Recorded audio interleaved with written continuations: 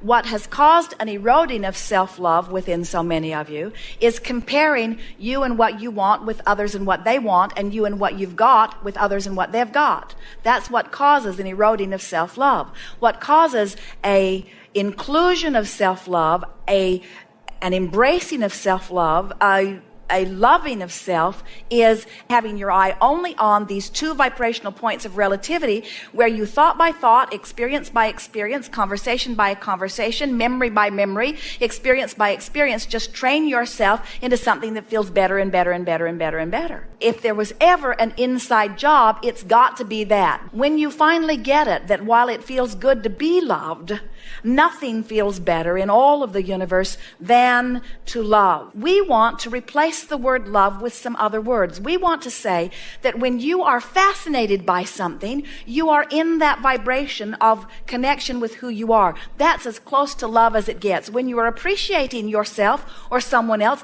that's as close to it as it gets.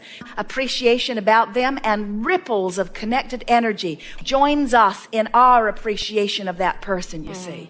So as you realize that here you are in this body, a perceiver, and you've got your telescope out there, so to speak, and you're looking out and you're looking at something, and whatever you are perceiving through your telescope is generating an emotional response in vibrational relationship. In other words, you would have no feelings at all if there were not this vibrational relationship between where you are and who you really are. And so as you look out with the intention of finding love, and so let it be love of this rug, and love of these flowers, and love of this environment, and love of this wonderful air, and love of what I'm having for dinner, and love of this ring, and love of this watch, and love of these flexible fingers, and love of whatever I can feel appreciation of. And as you just begin to tune yourself first to the things that are easy to appreciate, and then to the things that are obvious to appreciate, and then as you begin looking for things to appreciate,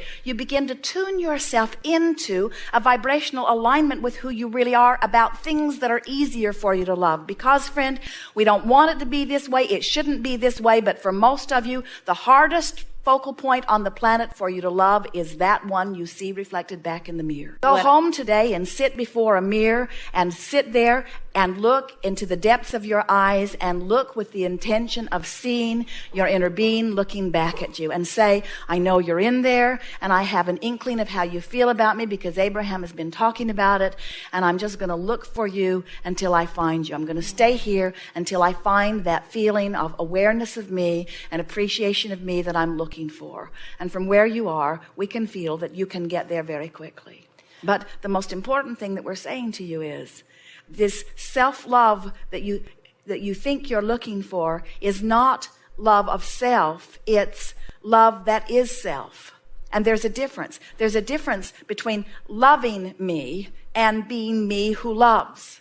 And it's being me who loves that is really you. And when you're me who loves, it's easy to love that one and that one and that one and that one and that one and that one and that one and that one and that one. And then it becomes irrelevant what your object of love is if you're loving. What difference does it make? What is the reason, the focal point for the love that you're feeling? What possible difference does it make? That would be like eating a really wonderful meal, and while you're eating it, being unhappy that you can't be eating that one and that one and that one and that one and that one. Doesn't matter which meal you're eating as long as the meal you're eating feels wonderful, and doesn't matter what the focal point of your love is as long as the love that you're feeling is the love that really is you see. And the more you do it deliberately and acknowledge that is who I am, then the more you demand it of yourself, and demand is too strong a word, but the more you set your intention to find that, and the more you look for it everywhere you go. And the more you look for it, the more you find it, and the more you find it, the more you look for it, until soon you just become it. And then you become this stable being who is never off your balance. Everything that has everything to do with you, you are in control of, you see. We want you to love you like we love you. But in the meantime, what difference does it make what the object of your attention is when you're feeling love? In your awareness of not loving self, you can't find self-love.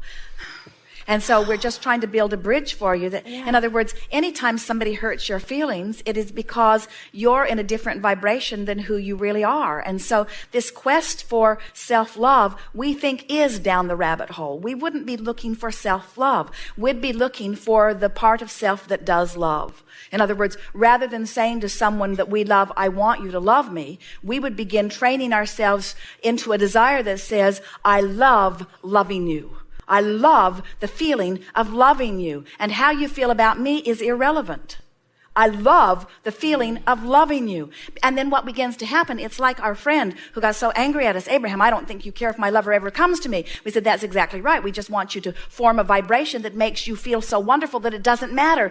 But then he cannot not come. In other words, when you find that vibration, the universe has to match you up with somebody that feels exactly that way, you see.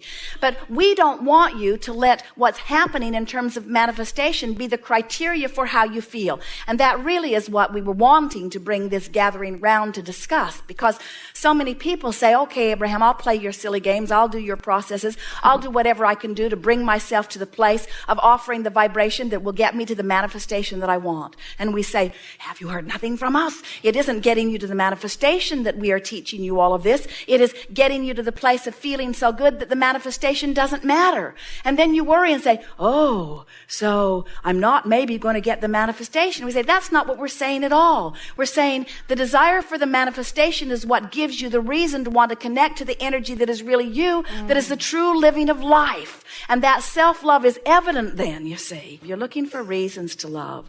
And in this environment, there is so much abundance of that. I'm reaching for a fuller, more encompassing sensation of love, and sources over there patiently, never for a moment impatient, always loving me. Do you know? Here's a good thing to say to yourself.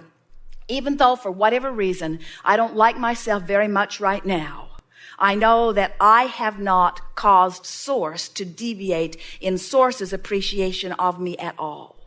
I have not convinced Source not to like me. Source will never, ever, ever, ever, ever, ever, ever, ever do that. Source maintains its absolute appreciation of you. And as you know that, maybe it will help you give yourself a little more of a break. Yes. Maybe it will help you to acknowledge I'm in the perfect place relative to everything, even relative to self-love.